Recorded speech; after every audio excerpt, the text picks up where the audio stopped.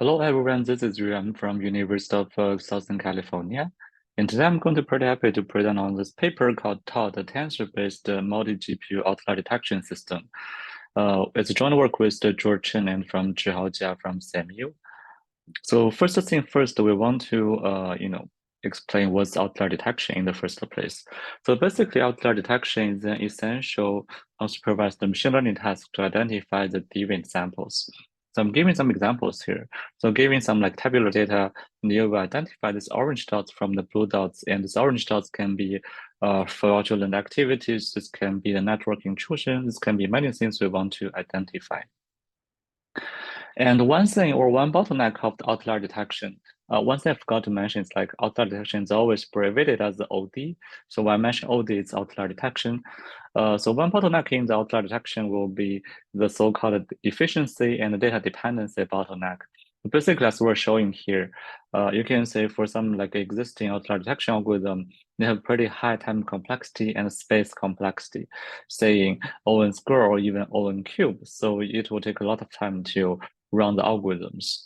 And taking the k-nearest neighbor KNN as the simplest algorithm for outlier detection here, you will say we first calculate the pairwise distance to different samples, and we use the k-nearest distance as a measure of the outlierness. You will see the larger the distance, the more outlying the sample is. But when you calculate this k-nearest neighbors, you will need all the data for this calculation. So there's dependency for many of the outlier detection algorithms. So this is another so-called data dependency issue. And in this work, we propose TOD, the first tensor-based GPU outlier detection system. Why we're using GPU, there'll be multiple reasons. So the first reason will be we're already seeing the success of the GPUs with the deep neural networks. So basically, we know there's ImageNet back to 2012, and there's more recent protein structure prediction, which means AlphaFold in 2021. Behind the scene, you will see one of the big reasons for the success will be the faster computation of the GPUs with the tensor operations and the tensor algebra. I'm showing two examples here. So for example, this is a tensor addition, this is a tensor product, and there'll be more like a complex example saying convolution operations. These are also a bit like a set of like tensor operations. So GPUs, because they have a multiple cores, is very suited for doing the calculation in this tensor-based region. And another reason for picking GPU as a hardware platform will be the maturity in the learning systems. So we now know there's a MaxNet, there'll be PyTorch, TensorFlow, Paddle, and many different systems for deep learning, and they're optimized. They're optimized for deep learning on the GPUs. So basically, we'll say for these deep learning systems, they can directly work on the GPUs, TPUs for faster calculation. And at the same time, they are doing the optimization for doing so because by the end of the day, you will think, okay, the neural networks is basically some tensor algebras in batches, right? Like in each of the batch, you calculate something for the tensors, and finally, you're doing your gradient descents and update your model weights. So basically, these are just tensor operations. But what we try to overcome or what we try to address will be the data dependency efficiency issues in the outlier detection systems or algorithms. So again, for this outlier detection algorithms, you will say they need to calculate the pairwise distance, they need to calculate something which have a data dependency. In that sense, we couldn't immediately using the GPUs for doing this. And also, there's multiple different algorithms. So there's diverse outlier detection algorithms. So how can you actually just design one system to support multiple different outlier detection algorithms for GPU acceleration is a question. And in this work, we propose TOD. We actually use TOD as a so-called transpiler or translator of the outlier detection algorithms. The idea will be the following. So if you can actually convert your outlier detection algorithms into something like a deep neural network, then you can immediately using this existing deep learning systems for the faster calculation of the outlier detection algorithms on the GPUs. So this will be the ideal case. And and before presenting the ideas of the talk, we want to mention the limitations of the existing OD GPU systems will be the following. First of all, usually it only implement one family of the OD algorithms, and secondly, it doesn't have it doesn't have the deep optimization of the OD algorithms at all. But when we try to tackle the problem and address the challenges, what we want to achieve is like, first of all, we want to support diverse OD algorithms via the tensor transpilation, which means we just need to do this in the same system, but we can support multiple algorithms. Secondly, we want to use TOD to actually leverage GPUs and optimize the GPU systems for the GPU acceleration for the machine learning algorithms, especially for the OD algorithms. Now we want to first present the challenges, like saying you want to put this, you want to represent your outlier detection algorithms as the tensor operations before you can use GPUs for acceleration. I'm showing two, popular outlier detection algorithms on the screen. So one of them is called ABOD, another one is called LOF. So both of them are OD algorithms. And you can say after some decomposition of the algorithms, you can finally actually represent each of the OD algorithms as something called basic tensor operators, by this bottom row. So the idea will be each complex OD algorithms can be decomposed into basic tensor operators, which can be directly run on the GPU and GPUs, which is a great thing. Another thing will be, if you take a closer look, you will notice that for two different OD algorithms, they actually share some similar or same tensor operators, which means in this case, state distance, which means calculating pairwise distance, this operator is shared between two different OD algorithms. So keep in mind with these two observations, the key idea we try to make here will be the following. So first off, using this tensor transpilation interface, we can decompose complex and diverse OD algorithms into a small set of so-called shared basic tensor operators we're showing here. So basically, you just need a small set of operators which are already shared. And this is an important observation because with this observation, what we are doing will be the following. So basically, we survey a large number of OD algorithms and then we decompose them into a small set of shared so-called operators that we're showing here and here. So they're basic function operators and tensor operators. So they're just like building blocks of this TOD system.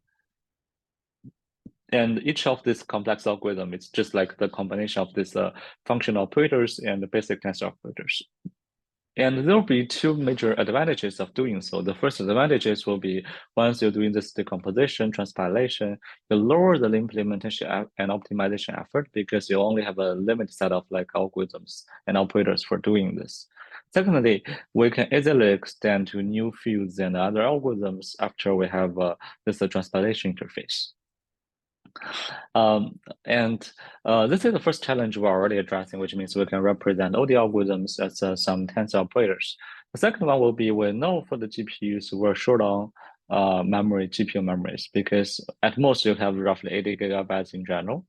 So even you do some simple operations like distance matrices, this will easily cost you 160 gigabytes for the simple calculation. So how to actually reduce the memory usage will be the key information. And in this work, we proposed a new approach called probable quantization. The idea will be reduce the memory usage without losing accuracy. So basically giving some tensor operations or some simple tensor summation, as we're showing here, you can actually represent them doing this quantization into the lower digits or lower precisions in the integers. And in this case, it will say the sum of the you're saving the memories, but at the same time, you are saying, okay, the sum of these matrices is actually will be different from the original ones. This will cost you roughly 4% of the differences. So which means the quantization itself can save you the memory, but at the same time, you're actually facing the result differences. Is it possible for us to do this quantization without losing accuracy? It actually sounds too good to be true, but in certain cases we can do it. So let me show an example. Given you have a vector A with two elements and you wonder whether the sum of A is larger than 2, of course the correct answer will be yes. And if you're doing the quantization, in this case, to the two decimals, saying sum of it to the 1.01 plus 1.01, you still get the correct answer.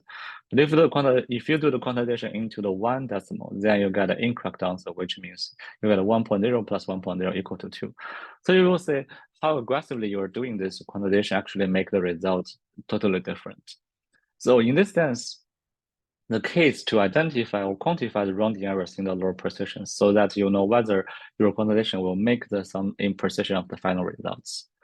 And one thing we can leverage here is called 1 plus epsilon property. It's proposed in 2018 to calculate the error bound of the floating points rounding errors. So basically, given precision level alpha, giving some floating points operators, you can actually quantify or bound its floating errors by this delta. And actually, this delta will be smaller than the epsilon. I mean, this epsilon is actually the bound. It's a constant that solely depends on the precision level. The idea will be the following: how to actually quantify or get the error bound. That'll be the following. First of all, giving the floating points operators x and y, you can calculate its corresponding rounding errors as epsilon. We replace your delta by the epsilon, so you get the max rounding errors here.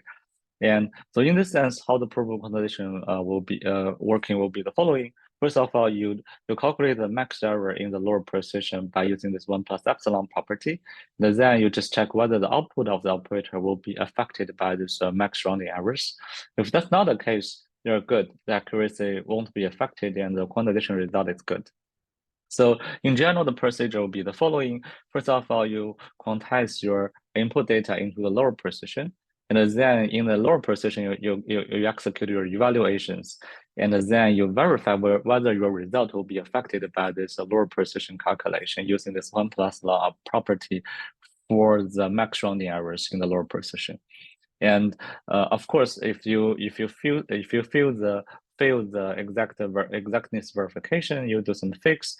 Otherwise, you can recalculate it in the higher precision.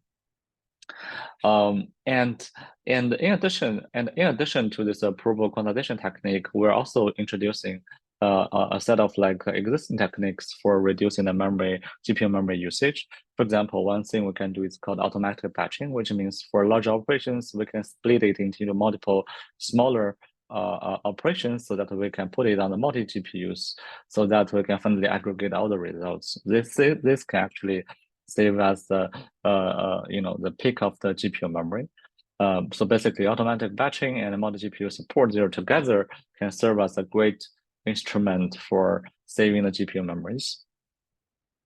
So as a quick summary of this paper, the TOD as itself is the first tensor-based outlier detection system, giving some outlier detection tasks. We have this tensor transpilation interface so that we can decompose complex outlier detection algorithms into a combination of these simpler tensor operators. And by reducing the GPU memories, we're proposing the idea for the probable quantization, which means we can accelerate and saving the memory for the GPUs without losing accuracy. The core idea will be we are doing the data quantization so that we can reduce the precision, and we're doing the evaluation and exactness verification to make sure the result is probable and accurate. And finally, the overall system we can achieve roughly 11 times faster than the leading systems, along with other techniques like automatic batching or the GPU support. And it's very easy to extend the TOD system for other things like clustering, even classification problems, because you can think that basic tensor operators are generic, so that you can also leverage that into other contexts for other learning tasks. And thanks for listening to this talk, and I hope you enjoy it. Thank you.